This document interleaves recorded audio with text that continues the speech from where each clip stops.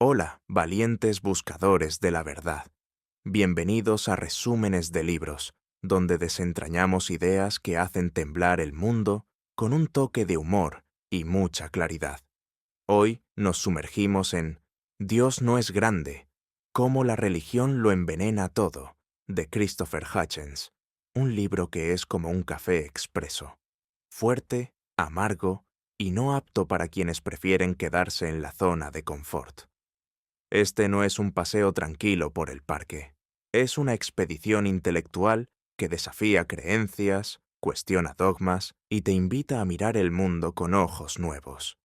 Si tus convicciones son más delicadas que una galleta en una sopa caliente, Hitchens te advierte: puedes salir con la mente revuelta, pero si estás listo para enfrentar preguntas incómodas con una sonrisa irónica, abróchate el cinturón, que vamos a abrir el cofre de argumentos de Hitchens y a descubrir por qué afirma que Dios no es tan grande. Aquí va un resumen completo, sin omitir detalles jugosos, con estilo y un poco de chispa. Introducción. Un desafío para los valientes. Hitchens no escribe para los tímidos. Desde el arranque, lanza una advertencia. Si no puedes soportar que tus creencias sean puestas bajo el microscopio, si tiemblas ante preguntas que podrían derribar tu castillo de certezas, mejor cierra este resumen ahora. Porque, te lo garantizo, al terminar, no verás el mundo, tus creencias ni a ti mismo con los mismos ojos.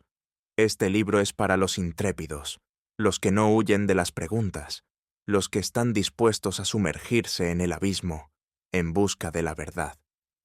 Es para quienes quieren forjar su camino con razón y conciencia, no siguiendo el rebaño. Si sientes que la presión social, el caos de la vida o un miedo indefinido te agobian, si tus preguntas no encuentran respuestas, este libro puede ser una linterna en la oscuridad. No promete darte todas las respuestas, pero sí te hará un maestro en hacer mejores preguntas. ¿Listo para un viaje que te incomode, te desafíe y al final te libere? Acompáñame a destapar las ideas de Hitchens. Capítulo 1. Los cimientos de la religión. Verdad divina o cuento épico. Imagina un mundo sin ciencia, sin internet, sin respuestas rápidas. Hace miles de años, cuando un trueno rugía, el humano no googlearía ¿por qué llueve? No, inventaba historias. Un dios enfurecido lanzando relámpagos. Una diosa madre haciendo crecer las cosechas. Hitchens comienza comparando la religión con estos cuentos de la infancia. Esas narraciones que nos arrullaban, nos daban sentido y unían comunidades. Eran necesarias, sí, porque explicaban un mundo aterrador y daban identidad. Pero aquí viene el golpe. El problema surge cuando dejamos de ver estas historias como tales y las tomamos como verdades inamovibles. Cuando decimos, mi historia es la única verdad y las demás son mentiras. Ahí, dice Hitchens, empieza el caos. Nos invita a examinar los libros sagrados, la Biblia, el Corán, los Vedas, no como devotos, sino como detectives históricos. ¿Qué encontramos? Poemas bellos, lecciones morales, relatos históricos, pero también contradicciones flagrantes y afirmaciones que chocan con la lógica moderna. ¿Un arca de madera salvando a todos los animales? ¿Un mar partido en dos? ¿Resurrecciones milagrosas? Hitchens plantea una pregunta filosa. Si estos textos fueran obra de un Dios omnisciente y todopoderoso, ¿por qué están plagados de errores que reflejan la limitada comprensión de los humanos de su tiempo? ¿Por qué no mencionan los microbios, el sistema solar o algo que no supieran los escribas de la antigüedad?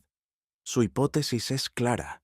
Estos libros no son divinos, sino creaciones humanas que con el tiempo fueron elevadas a sagradas.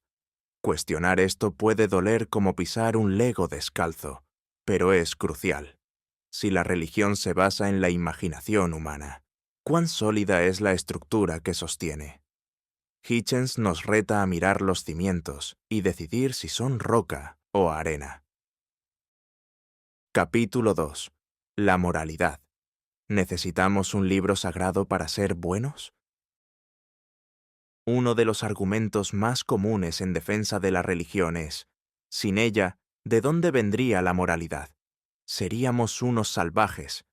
Hitchens, con su pluma afilada como un bisturí, destroza esta idea como si fuera un globo en una fiesta de espinas. Nos pide un momento de introspección.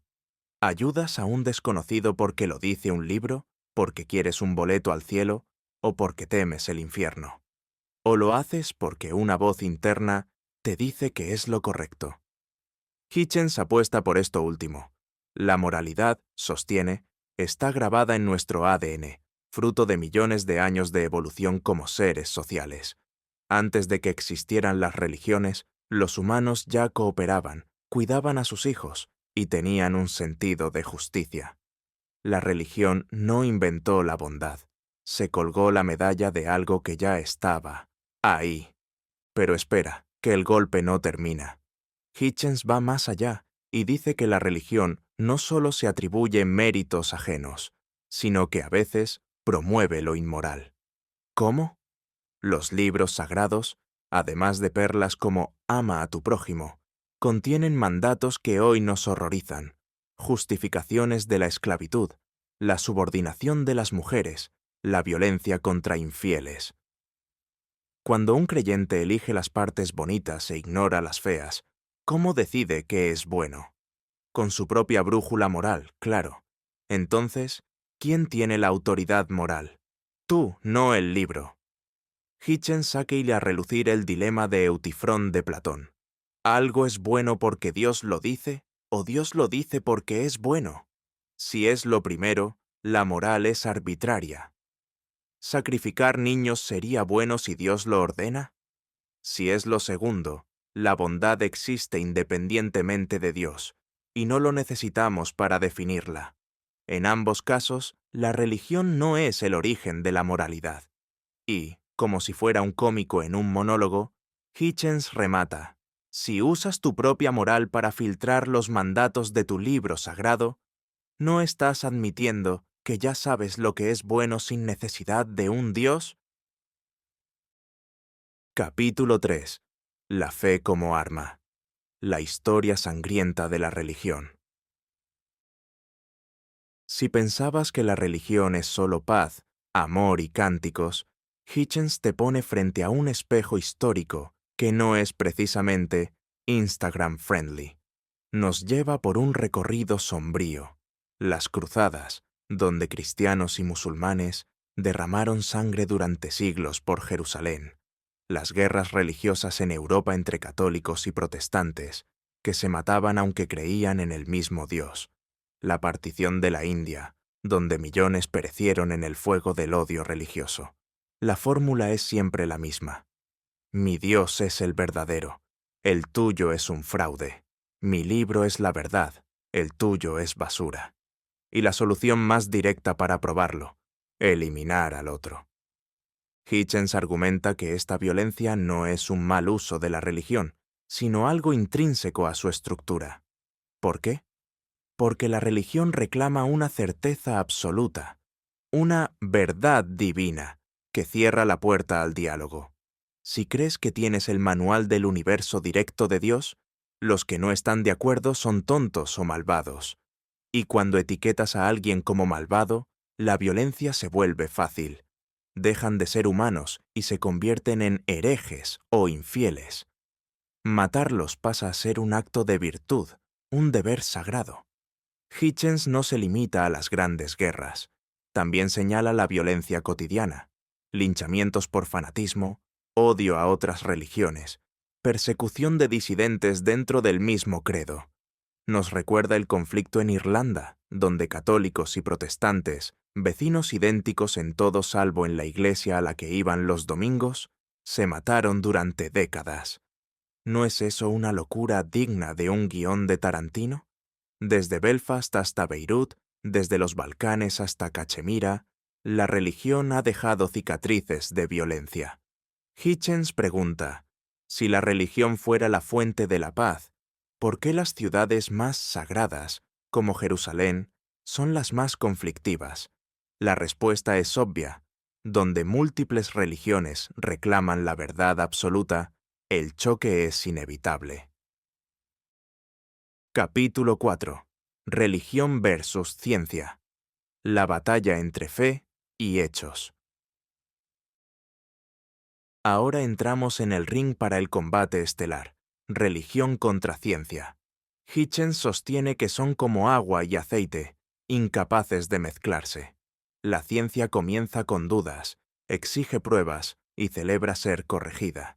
Si un científico dice que la gravedad funciona de cierta manera y mañana otro lo refuta con evidencia, la ciencia aplaude y se actualiza.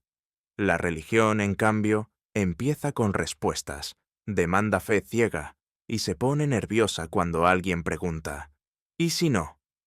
Hitchens nos lleva al pasado. Galileo, castigado por demostrar que la Tierra orbita el Sol, contradiciendo la Biblia. Bruno, quemado vivo por sugerir que podrían existir otros mundos. Darwin, atacado por explicar que los humanos evolucionamos, no fuimos moldeados de arcilla. Incluso en 2025, en países avanzados, hay debates sobre enseñar evolución en las escuelas porque choca con textos sagrados. ¿Por qué la religión teme a la ciencia? Porque, como dice Hitchens, la ciencia ilumina los rincones oscuros donde la religión solía reinar. Antes, las enfermedades eran castigos divinos. Ahora sabemos que las causan bacterias y virus, y las curamos con medicina, no con exorcismos. Antes, creíamos que un Dios creó la vida de la nada. Ahora la biología explica cómo la vida surgió de procesos químicos. Hitchens introduce el concepto de Dios de los huecos. Donde la ciencia no tiene respuestas, metemos a Dios. Pero a medida que la ciencia expande el conocimiento, esos huecos se reducen. La religión, lejos de abrazar el progreso, fomenta una mentalidad pasiva. Si algo malo pasa, es voluntad divina. Si algo bueno ocurre, es gracia divina. Esto nos desempodera, nos hace esperar milagros en lugar de buscar soluciones. La ciencia, en cambio, nos da herramientas para cambiar nuestro destino. Como diría Hitchens, ¿prefieres rezar para evitar un terremoto o construir edificios que lo resistan? La elección parece obvia, pero la religión a menudo nos empuja a la primera opción. Capítulo 5. Una nueva aurora. Imaginando un mundo sin religión. Llegamos al gran final. Si quitamos la religión, ¿qué queda?